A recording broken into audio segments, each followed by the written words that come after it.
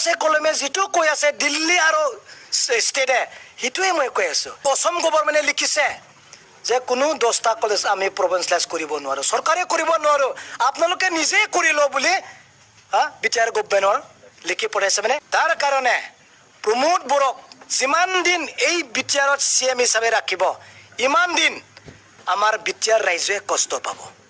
বড়োক এই পাৱাৰৰ পৰা বিদায় দিয়াতে জৰুৰী হৈ আছে। 2020 गोजोन गोरोबथानि उनाव सान्थिखौ पार्मानेन्टलि बर'जों लोगोसे गासै हारि माहारिनि गेजेराव गायसननाय आरो जों गोजोरै अनलायनाय बिदा फंबायनि गेजेराव जाहाथे जोङो थानो हायो। गुबुन मोनसेया जाहैबाय बिटिआरनि गासै दफाफोरखौ आखरे आखरे मावफुंनायाव जोङो जाहाथे माहारियारि आफाद फरायसा आफादफ्रा खौसेयै जोङो खामानि मावनो हायो। आरो थामथियाव जाहैबाय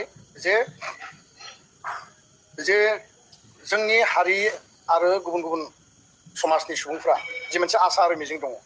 जोंहा जे माहारिनि जेंना जेंसिफोर दङ, बर' हारियाबो गोबां जेंना जेंसि दङ, गासै बिथिंखौ सावरायनाय जायो। जिहेतु बिसायख'थिनि सम बिनि सिगाङावबो जों सावरायदों आरो बेयाव क'क्राझारनि जयन्त बसुमतारी बिथाङा मदद होनो थाखाय खावलायदों आरो गासै फरायसा आफाद माहारियारि आफादफोरा दुलाराय बर' फरायसा आफादखौ लाफानानै सान्थिनि थाखाय हारिनि जौगानायनि थाखाय जोंनि बिदा फंबाय अनलायनाय बेखौ मजबुत खालामनायनि आरो जोंनि इस्यु आरो एकर्ड इमप्लिमेन्टेसनखौ दिल्लीनि मजियाव जाहाथे लानानै थांनो हायो आरो सलुसन खालामनो हायो, बे मोनसे सार्थजों बिथांखौ मदद होनायनि खोथाखौ दिनैनि सावरायनायाव बयबो मतामत होबाय आरो बे हिसाबैनो बयबो बिथांनि देरहासारनायखौ लुबैदों। बे बाथ्राखौ दिनैनि सावरायनायनि गेजेरजों फोरमायबाय। पाब्लिकआ हा गैयै मानसिया दंफां हाग्रा एवनो थाफैनायखौनो डिस्टार्ब दंफां दानगासिनो दं, मा दं बेखौ रिपर्ट होगासिनो दं। बिदिथ' नङा, जोंनि पाब्लिकआ दानाखै, बे गावसोरनो बिसार आरो गावसोरनो सिक्सपायार खालामनो ट्रेक्टर लायै हाब 9टा 18टा 19टा आल्लाह अनेक दंजोबो गासिबो। जोंना दिनै जोंना बिदा फंबाय बर' हलाबो जों मोजाङै संसार जालायगासिनो दं। नै दिनैहाय माबा सिलिंखार मावबाय, बेखौ बिसार बांबाय आरो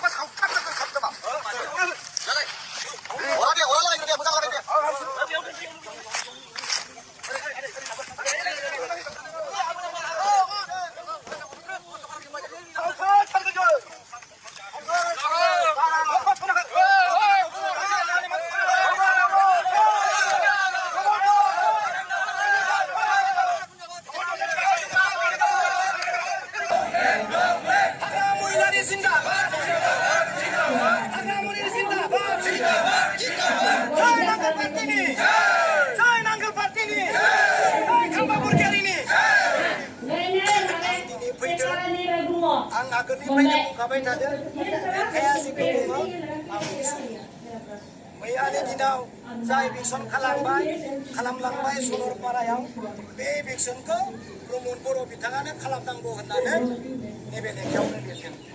मिथिबायना नैजोंबो प्रमोद बर' बिथाङानो जुननि 12 तारिख UG ब्रह्म सार आरो प्रमोद बर' सारा गुवाहाटीयाव आसाम CM ब्लक होननाय फ्ल'राव जनता भवनाव मार्चनि 7 तारिखनो लिरनानै लाना फैखादों। बै सरलपाराफोराव थानाय जेखि जाया ग्रेजिं लेन्ड, खास लेन्ड, वाटार्स बडि गासैयावबो इलिगेल हायाव रायजोफोरा दिनै रायजो खुंना दङ, संसार जादों, बिथांमोनखौ इलेक्सन खालामनांगौ होननानै बिथाङा रोखा रोखा लिरनानै लाना फैखादों। दाया सोरनि? मिथिबाय, हाग्रामा महिलारिखौ दाय होदोंमोन ना, नाथाय नै थांनाय बोसोरनि जुननि 12 तारिखनो आरो ए क'डआवनो दोङो, नै ए क'डआवनो दोङो 7.2आव बिटिआर सुक्तियावनो दोङो गासैबो हाखौ इलेक्सन खालामनांगौ होननानै प्रमोद बर'आ लिरना लाबोनाय। दाया सोरनि? बेनिखायनो दिनै रायजोखौ आं बुंदों, जों बयबो मिथिगौ प्रमोद बर' बिथांखौ बे सरकारनिफ्राय बोख्लायनांगौआ अत्यन्त जरुरि जानानै फैदों।